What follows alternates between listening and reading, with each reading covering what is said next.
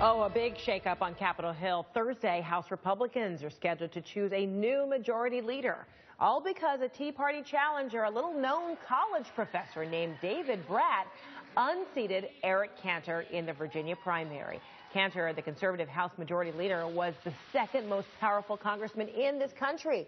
His stinging defeat is a big win for the Tea Party. And Senator Rand Paul, a Tea Party favorite, says it's time to expand the party's tent. If you want a Republican to be the next president of the United States, we are going to have to be a bigger, better, bolder party. There's a big debate going on, though. Some say for us to be bigger, we have to dilute our message. We need to be Democrat light. We need to be more moderate to get more electoral votes. I couldn't disagree more. In fact, at the core of our message, we could be even more bold, more honest, more forthright. All right, so let's talk about it. Joining me in the studio is Beth Martin, the national coordinator of the Tea Party Patriots.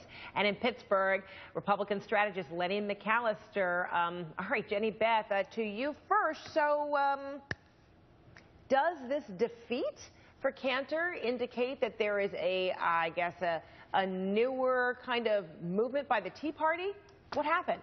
Well, the message that the Tea Party has been talking about for the last 5 years, one of personal and economic freedom, a debt-free future. That is the message that Dave Brat talked about, and that's the message he won on. And he won because the grassroots Tea Party activists in his district got out and talked about these issues with their fellow voters.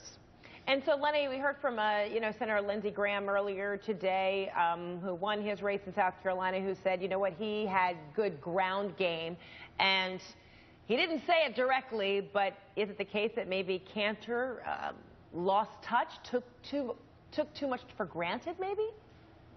I think that is exactly what transpired, and that's part of where the Tea Party element came from in the first place 5 years ago, was the fact that they felt detached from both Democrats and liberals as well as Republicans. It was all about getting back to the grassroots and making sure that people actually spoke with the people on the ground and represented them in a very real, tangible, and ongoing way. Eric Cantor forgot about that. That's why he lost.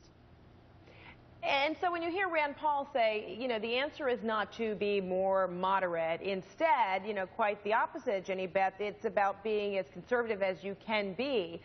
Is this a new, I guess a reconfiguration of the Republican Party now, now that the Tea Party is digging in at its heels and is showing that it really has might?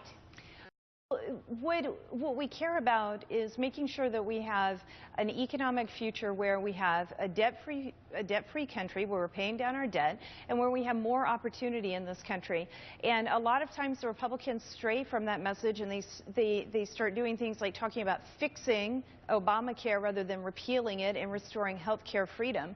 It's time to stick to your message, stick to your principles, don't waver from them, and when you stick to your principles, you can win. And so whatever happened to a more unified Republican Party, Lenny? I mean, that seemed to have come from the last election. That was the lesson, but it seems like that memory is, short.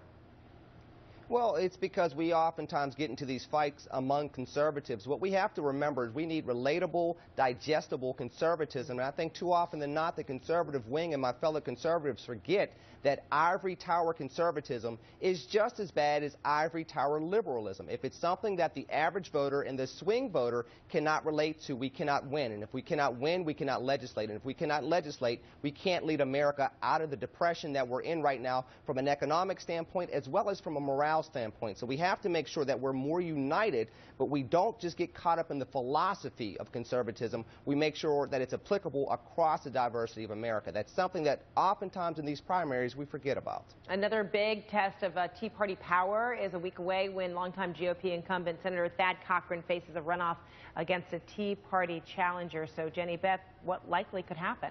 Well, what I know is going on in Mississippi right now is that the grassroots are out going door to door, making phone calls and talking about how Chris McDaniel is going to stand up and fight for them and how he represents Mississippi values and is not out of touch with the people of Mississippi. I've been on the ground in Mississippi for most of the last month and a half. I'm going back tomorrow, and I think we'll see Chris McDaniel win.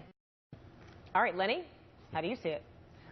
I think that you will probably see a change in Mississippi, but the hopeful thing with Cochran will be that he'll come in as one of 100 to bring about a new direction in the Senate that will get America back on track. There are certainly things within the Tea Party message that make sense in regards to being fiscally responsible, getting the debt down, and moving forward from there. But if we lead in the type of way that we've seen previously, where it's more divisive than unifying, then it doesn't matter who we have taking this Senate seat from Mississippi. We're going to have the same old, and that's not getting progress for America.